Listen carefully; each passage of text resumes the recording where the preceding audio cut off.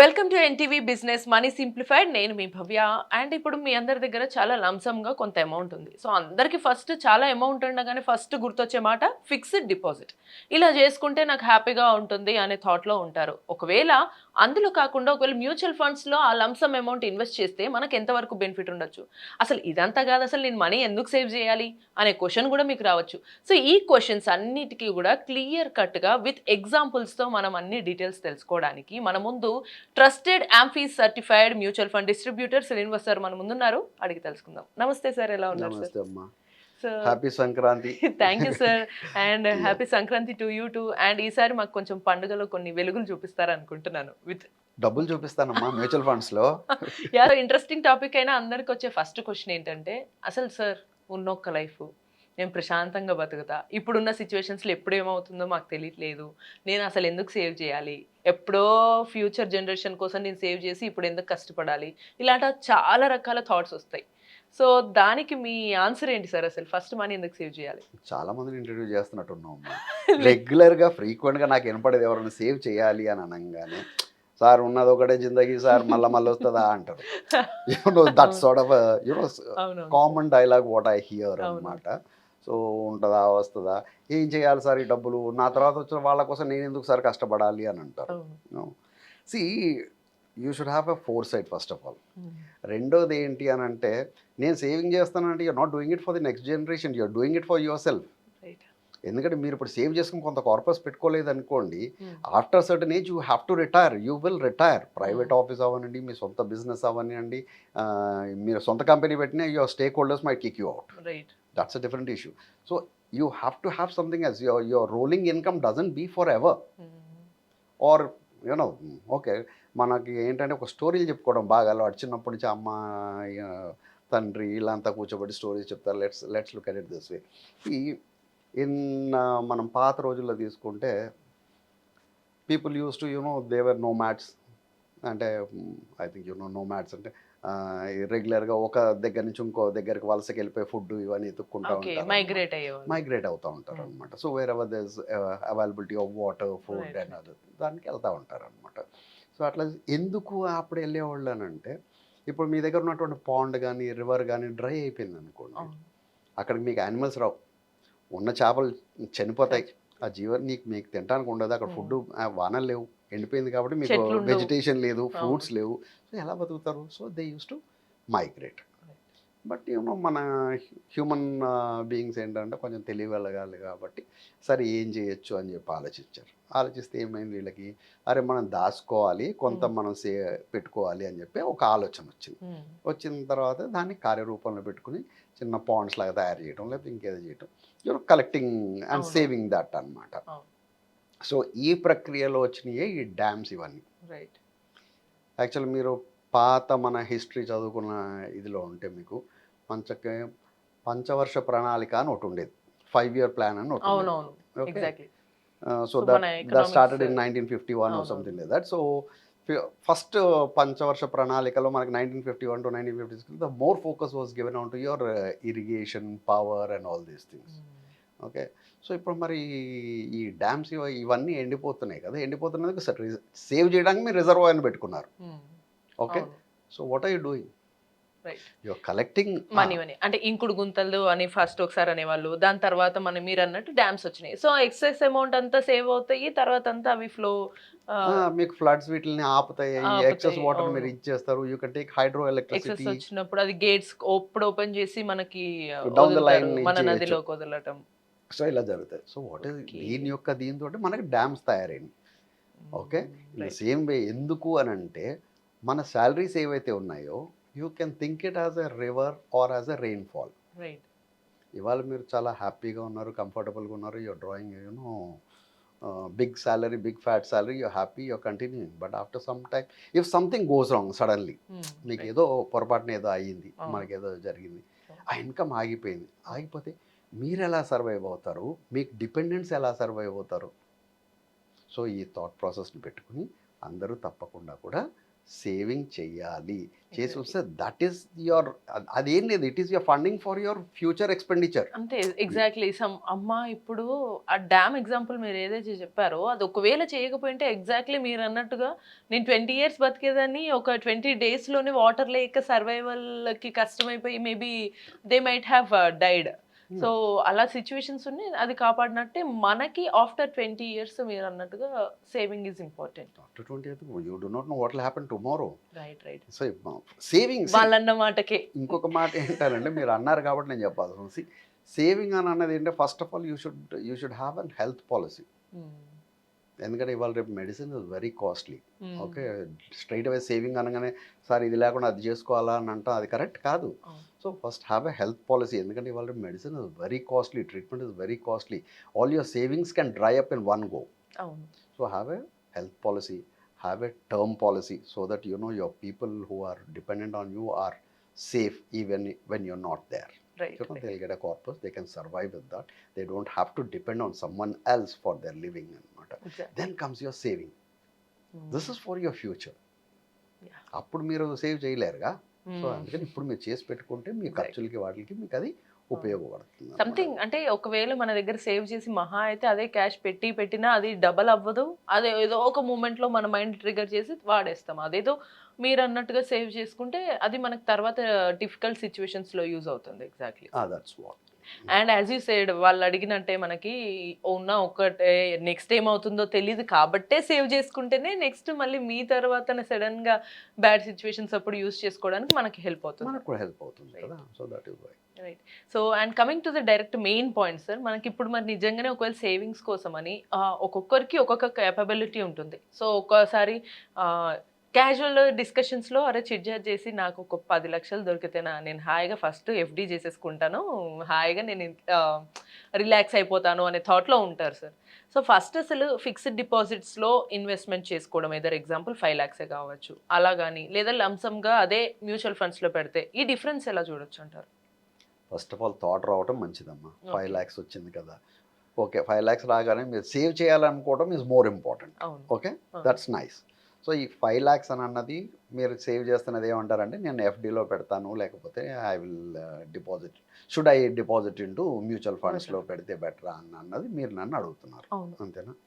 ఇప్పుడు మనకి ఏళ్ల తరబడి వస్తున్నది ఏంటి అని అంటే మనకి ఇదే, ఏది FDs.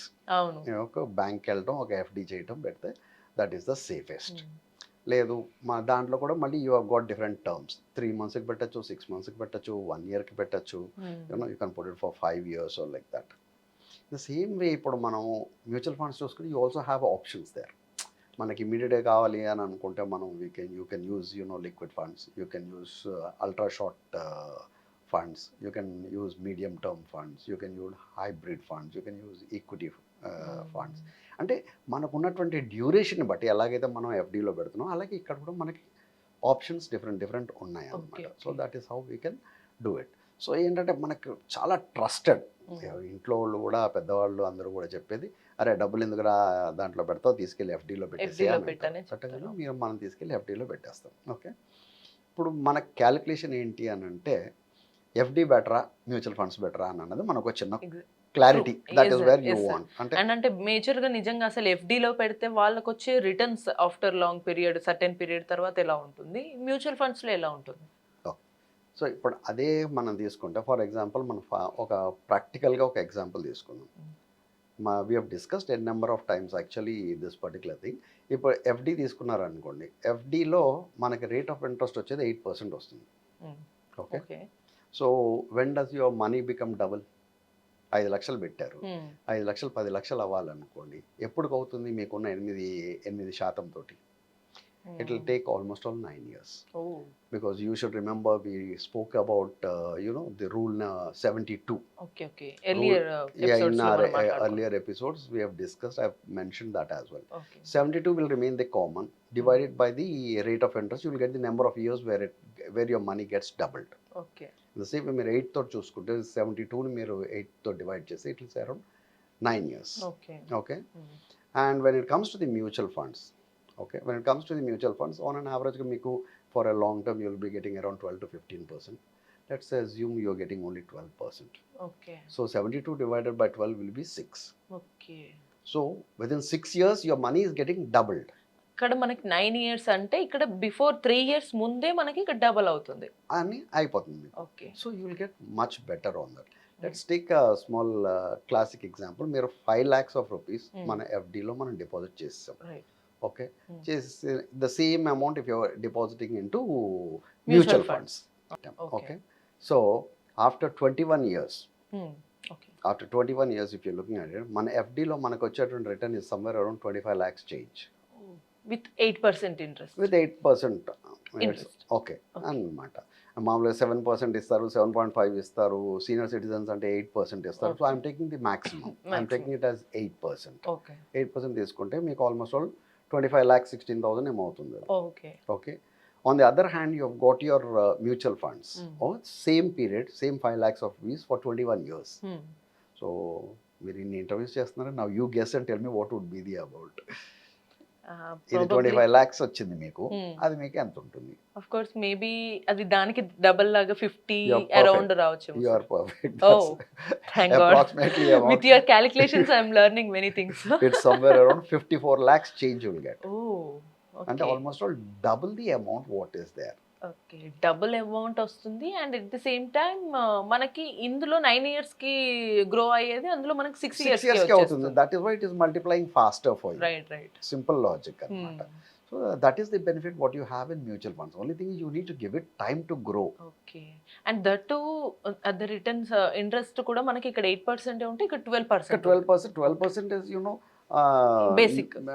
bare minimum that I am talking about. If the Okay. markets are doing well, you know, it might even give you around 15%. That would take you to somewhere around 63 or 70 lakhs of rupees. Oh, so Approximately. This is only off the this thing what I'm almost talking. కొంచెం దగ్గరగా Yeah, 1 crore కి దగ్గరలో వచ్చే అంత 70 అంటే it's near to that కదా sir. So మనం pay చేసేటప్పుడు your 63, 70 will look close to crore, but when you're receiving it looks very small. Don't do that. There's Yeah, lot we of need to accept that too. Yeah. But comparatively just 5 lakhs తో మనకి getting 54 lakhs లేదా మీరు అన్నట్టు 15% వచ్చిన 63 lakhs అట్లా వచ్చినా కూడా it's a huge amount Very huge. Compare to fixed deposit. So but frankly asking a question sir, so చాలా మందికి ఈ డౌట్ ఉంది సార్. FD అయితే మాకు నమ్మకం ఉంది సార్, తక్కువ వచ్చినా ఎక్కువ వచ్చినా పక్కన పెడితే మాకు ఒక నమ్మకం ఉంటుంది. మరి అసలు మ్యూచువల్ ఫండ్స్ వాటిల్లో ఒక్కసారిగా ఇంత అమౌంట్ మా సేవింగ్స్ అవి ఏమవుతాయో తెలీదు, ఎక్కడ ఉంటాయో తెలీదు, అంత రిటర్న్స్ వస్తాయని నమ్మాలా వద్దా అనే డౌట్ ఉంది సార్. సో దానికి మీరు ఏం చెప్తారు? ఏంటంటే అమ్మా, ఇట్ ఈస్ యునో పర్సెప్షన్. ఎందుకంటే మనకు మొదటి నుంచి ఓకే SBH ఉండింది, no they are all into one and they have become SBI. మనకి ఏంటంటే బ్యాంక్ అనేది ముందు కనపడుతుంది, మన కళ్ళ ముందు కనపడుతుంది. ప్లస్ మన పేరెంట్స్ నుంచి మన తాతల నుంచి వస్తున్నది బ్యాంక్లో పెట్టుకుంటే సేఫ్ రా అని అన్నది ఉంది. ఓకే, సో అదే ఇది మీకు మ్యూచువల్ ఫండ్స్లో కూడా ఉంది. ఇప్పుడు మీకు banks are govern by the RBI. Okay, so the same way if you look at your mutual funds, they are govern by SEBI, Stock Exchange Board of India. So it is governed by them. It is, you know, well organized one with lots of you know, divisions given in it and lot of stringent rules which have been imposed and they are following. A mutual fund company anna cheyakapothe they will be blacklisted and they will be taken over by the other people.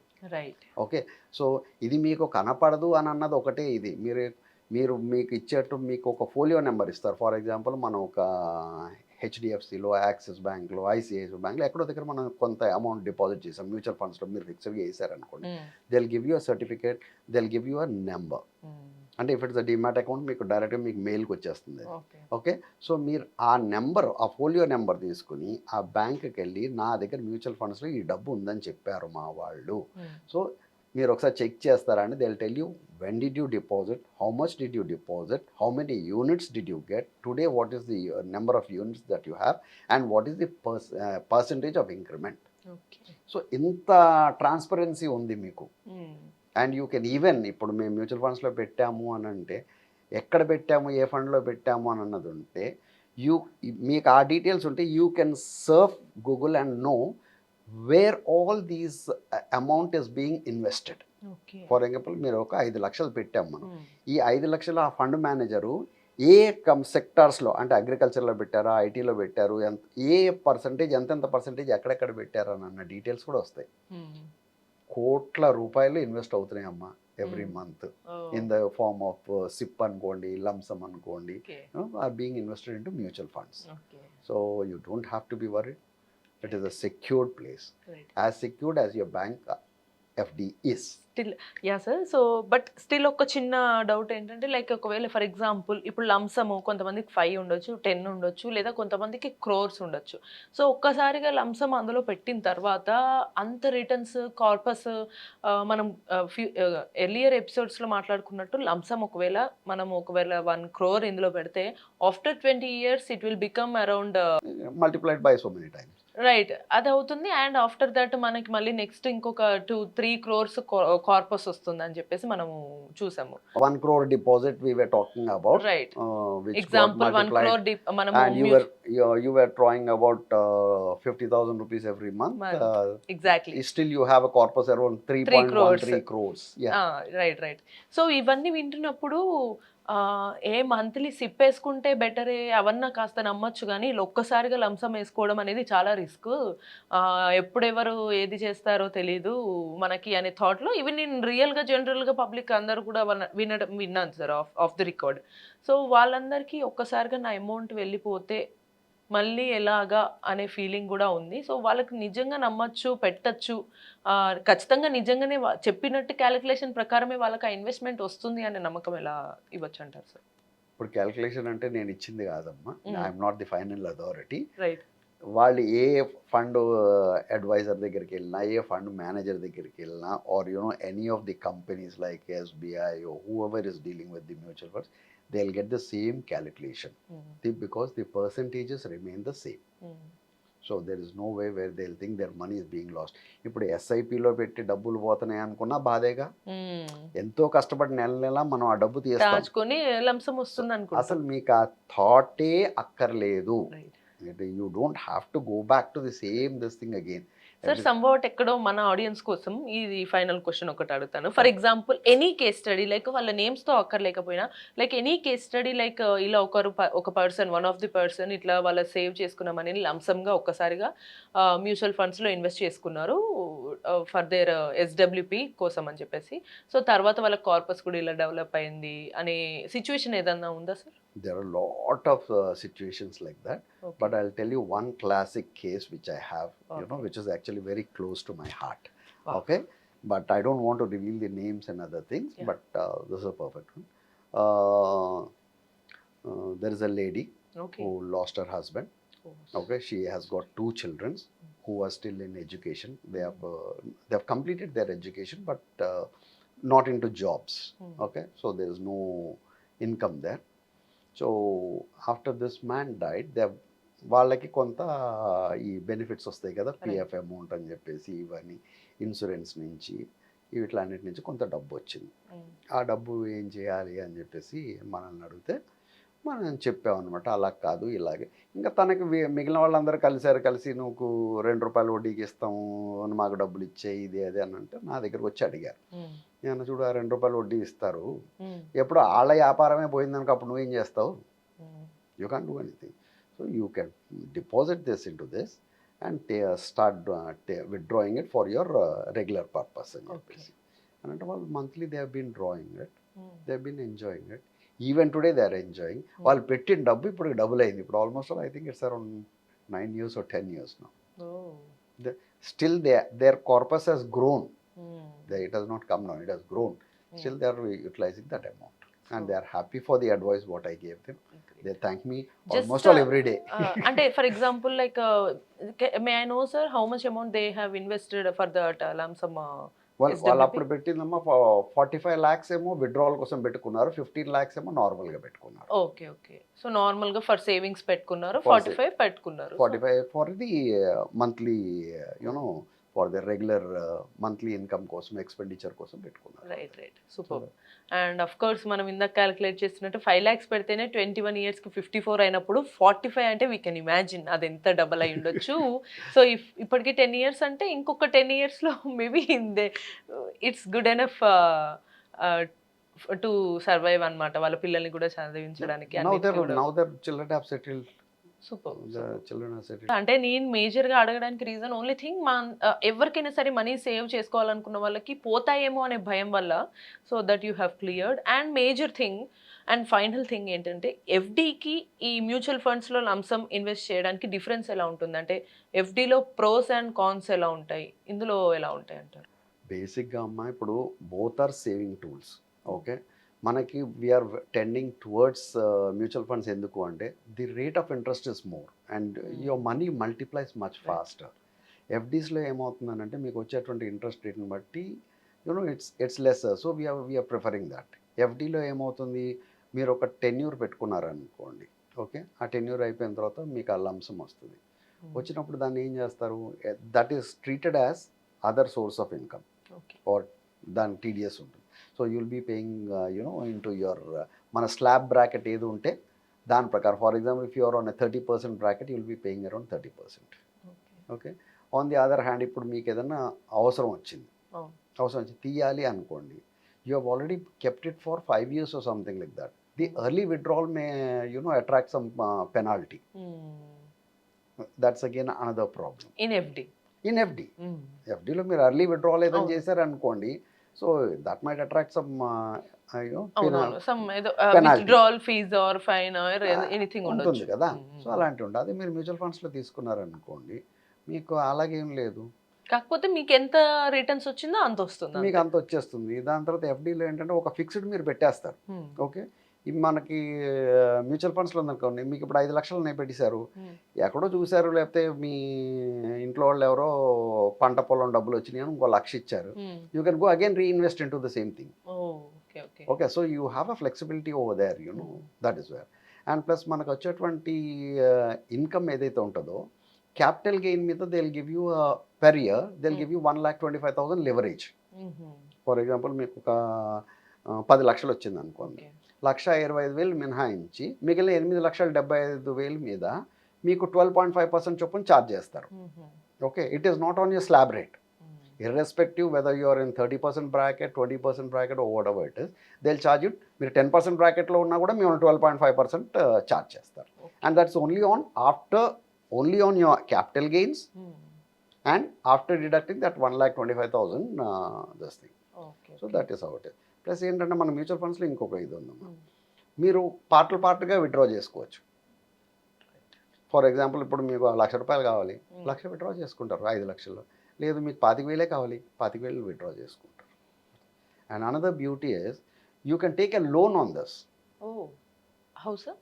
మీరు ఇప్పుడు మన units మీద Bajaj finance ఇట్లాంటి వాళ్ళు అందరూ ఉంటారు, you can just get in to the this thing and ask for the loan for that against your amount which is మన asset లాగా దాన్ని మీరు చేసుకొని మీకు మీరు లోన్ క్లెయిమ్ చేశారనుకోండి, with 1 or 2 working days it will come to your account. 1 or 2 days కూడా ఇమీడియట్గా వచ్చేస్తుంది మీకు. సూపర్.